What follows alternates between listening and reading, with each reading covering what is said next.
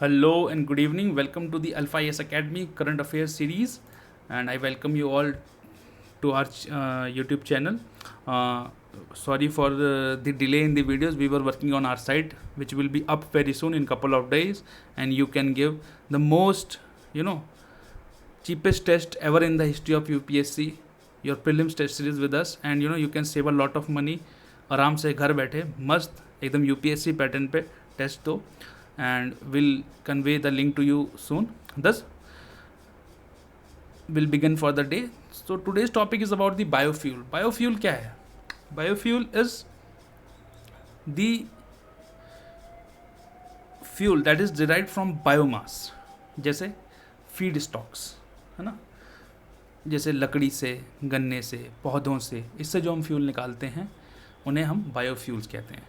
The future belongs to the biofuels and electric. As you all know, we cannot go and on for the current transportation system which is truly dependent on the petrol and diesel. तो हमें ये change तो करना ही पड़ेगा. So we'll just quickly see what are biofuels. Okay, they are transportation fuels, of course everybody knows that. ठीक है, and उसके example क्या है? Ethanol, biomass based diesel. जैसे there is a plant called jatropha. Jatropha से क्या निकलता है भैया, जल्दी बता दो. जेट्रोफा से बायोडीजल निकलता है. ठीक है, इनका क्या होता है? इनका कार्बन फुटप्रिंट कम होता है. ठीक है, इनके कार्बन डाइऑक्साइड जो कंटेंट होता है इसमें भी बहुत कम होता है, जिससे कि जो नेगेटिव इम्पैक्ट है इन्वायरमेंट पे वो बहुत कम रहता है, जिससे कि हम एक बेटर लाइफ, एक क्लीनर इन्वायरमेंट पा सकते हैं. तो biofuels can be solid, liquid और गैसेज इन नेचर. सॉलिड का एग्जांपल क्या होगा? जो हम वुड से निकाल लें या ड्राइड प्लांट मटेरियल से निकाल लें या मैन्योर से निकाल लें. लिक्विड आर बायोथेनॉल और biodiesel. Gaseous are biogas. Biogas सबको पता होगा. ऐसे हम लोग एक पिट बनाते हैं या टैंक बनाते हैं. टैंक में हम जो घर का बचा हुआ खाना है या काऊ डंग के उसको डालते हैं. ये ऊपर एक ड्रम रखा होता है, यहाँ से एक पाइप लगा होता है. अब क्या होता है कि जब ये इसमें डिकम्पोजिशन होता है तो यहाँ से गैस निकलती है. ये गैस आके यहाँ पे इकट्ठी हो जाती है ऊपर, और इस गैस से हम सीधा, ये चूल्हे से कनेक्टेड होता है यहाँ पे गैस से, हमारा स्टोव से, यहाँ पे हम गैस ले सकते हैं. तो दीज आर बायोगैस. जो लोग बचपन में नानी गांव में रहे हैं, जो नानी दादी के यहाँ जाते होंगे, तो आप लोगों ने देखा होगा कि बायोगैस प्लांट्स कैसे होता है. Now categories of biofuels. अब क्या होगा, उसको 4 कैटेगरीज में डिवाइड किया गया है. जब हमने पहली बार बायोफ्यूल बनाया, which was called first generation of biofuel, that was derived from the food sources like corn plant से हमने बनाया. तो हमने कहा यार, हम जो खा रहे हैं अगर हम उसी से तेल बनाने लगेंगे तो हो सकता है हमारी फूड सिक्योरिटी को इम्पैक्ट कर दे. तो उसके लिए हम सेकंड जनरेशन बायोफ्यूल लिया है. सेकंड जनरेशन बायोफ्यूल किससे बनता है? नॉन फूड क्रॉप से, या उस फूड जो प्लांट है उसका नॉन एडिबल पार्ट से, such as stems, husk, wood, chips and fruit skin. मतलब जो बचा हुआ रहता है, हम केले का छिलका फेंक देते हैं, उस टाइप से. हमने कहा यार ये भी प्लांट्स के लिए ज़्यादा अच्छा नहीं है. हमने कहा, फिर उन्होंने कहा कि चलो यार एक और इम्प्रूव करो. तो वो थर्ड जनरेशन लेके आए. वो माइक्रोव से बनाया उन्होंने, लाइक एल्गी. उसका एग्जांपल जैसे ब्यूटेनॉल. अब आ गया फोर्थ जनरेशन. अब देखो, जेनेटिकली इंजीनियरिंग का ज़माना है, तो हमने कहा भाई हम लैब में ही जेनेटिकली इंजीनियर करके उगा लेंगे. जब वो उगेगा तो कार्बन डाइऑक्साइड भी ले लेगा उसको उगने के लिए, क्योंकि कार्बन डाइऑक्साइड चाहिए, तो कार्बन डाइऑक्साइड कंटेंट कम हो जाएगा. जब वो कम हो जाएगा तो बाद में हम उसको बायोमास के रूप में हार्वेस्ट कर सकते हैं, जिससे कि हम बाद में तेल निकाल सकते हैं. We can get the biofuel from it. Now see the global biofuel production. Now this blue line is of USA. See वो टॉप पे चल रहा है. ठीक है, सेकंड इज ऑफ ब्राज़ील. देखो, that's a surprise. Okay, now you might be asking where we are in this green one. Beautiful people are in green rest of the world. अब सोचो हमारे यहाँ कितना पोटेंशियल है और हम कहाँ हैं. हमारे यहाँ पता है, that's the problem. We have lot of potential, we have people of great potential and calibre, but we are still counted in the rest of the world. हम लोग टॉप कहीं आ नहीं पाते. And I believe that you people will take us there, and one day from green to will come to the blue. Okay, ऐसे यहाँ पे blue ऐसे ही रहेगा, इधर इंडिया आ जाएगा. ठीक है. So thus first one is USA, second one is Brazil, then European Union, China, Canada and then rest of the world. ये chart almost over the years पिछले एक डिकेड से सेम ही है. Now why we need biofuels? Of course for our transportation need. ठीक है भाई, हमें इधर उधर जाने के लिए, हमारे कार्गो मूवमेंट के लिए, हमारे सामान लाने के लिए, हर चीज़ में क्या चाहिए होता है, बायोफ्यूल चाहिए होता है।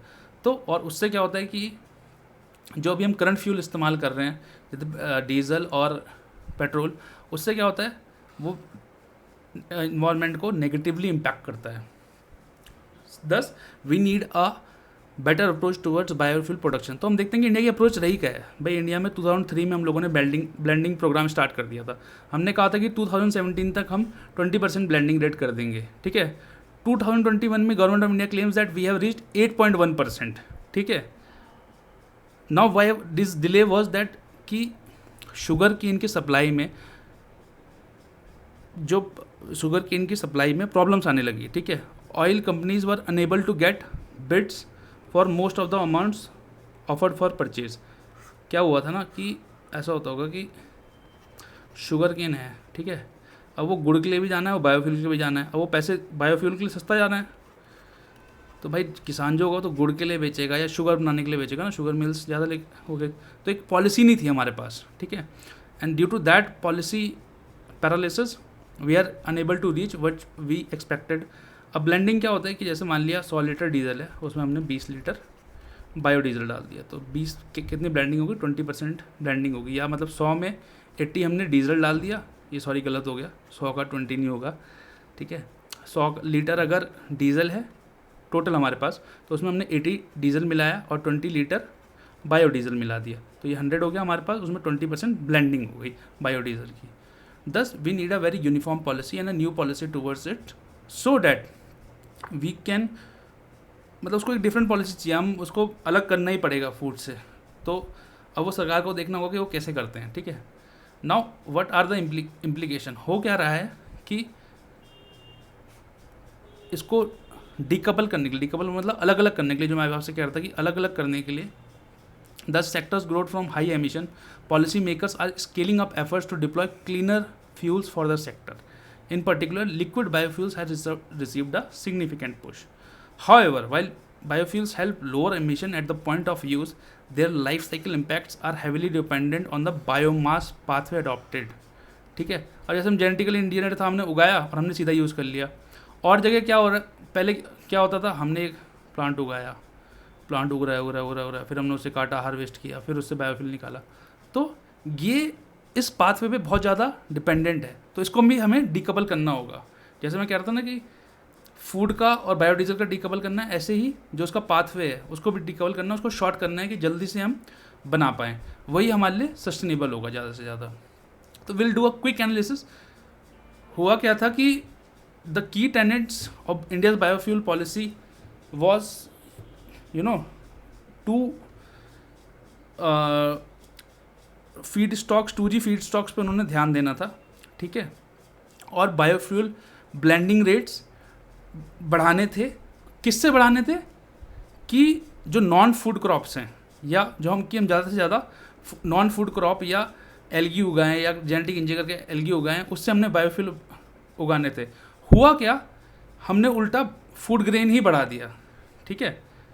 हम उस पाथ से भटक गए और हम कहाँ आज की डेट में खड़े हैं। हमने सोचा था कि भाई हम नॉन फूड क्रॉप्स या एल्गी से बायोफ्यूल बनाएंगे, आज भी हम फूड ग्रेन से ही बना रहे हैं, और food grain based feedstock ही हम लोग इस्तेमाल कर रहे हैं। अभी भी हम लोग 3G 4G पे नहीं पहुँचे हैं, अभी हम लोग अभी 1G 2G पे ही, first generation second generation biofuel पे ही घूम रहे हैं, which is not a good thing, which has of course, जब अगर हम इस पे डिपेंडेंट रहेंगे food grain based feedstocks पे बायोफ्यूल बनाने के लिए, तो उससे क्या होगा, वाटर स्ट्रेस होगा, भाई पानी ज़्यादा चाहिए होगा हमें, इथेनॉल महंगा बिकेगा। मैंने आपको बताया ना भाई, आपने लैब में उगाया और उसे हार्वेस्ट कर लिया, इधर आपने बीज बोए, पानी लगाया, पानी के बाद उसे हार्वेस्ट किया, हार्वेस्ट के बाद उसे कंपनी भेजा, कितना लॉन्ग पाथवे हो रहा है। तो इसको भी डीकपल करना था।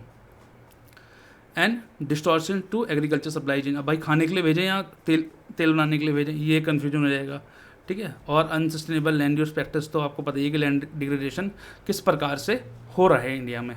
तो हमें जो है डीकपल करना होगा, हमें 3G 4G स्टॉक्स के ऊपर जाना होगा, जो थर्ड फोर्थ जनरेशन जो बायोफ्यूल्स हैं उसके ऊपर जाना होगा। So the government must return to the original vision and divert the available resources towards 2G production methods, है ना, अभी के लिए, ये हम करंट सिनेरियो की बात कर रहे हैं अभी, फ्यूचर में तो हमें 3G 4G उगाना है क्योंकि हम लोग food grain based feed stocks में रहते हैं, बट अभी क्या है, हमें 2G प्रोडक्शन पे जाना है, 1G तो हमें हटा ही देना है भाई, हमें फूड ग्रेन से तो लेना ही नहीं लेना है बायोफ्यूल, हमें जो है नॉन फूड क्रॉप से लेना है और जो नॉन यूजेबल पार्ट्स है प्लांट के उनसे लेना है, और एक क्लियर रोड मैप बनाना है. We need a very good policy and that policy should be very holistic in nature, which takes into account the social, economic and environment benefits, and that's how a sustainable approach to biofuel production can help India become a champion for sustainable transport biofuels. So thus we need a biofuel, we need biofuels, we need a policy for biofuels. The policy for biofuels need to decouple itself from many things and have a very straightforward approach. So I think that will be all for today. Thank you very much for watching. The PDF link or the PDF is available on our Telegram channel. You can go there, just go through it. It's just a 2-page PDF and you'll have your answer prepared for the biofuel. Thank you very much. Take care. Bye bye. Tata.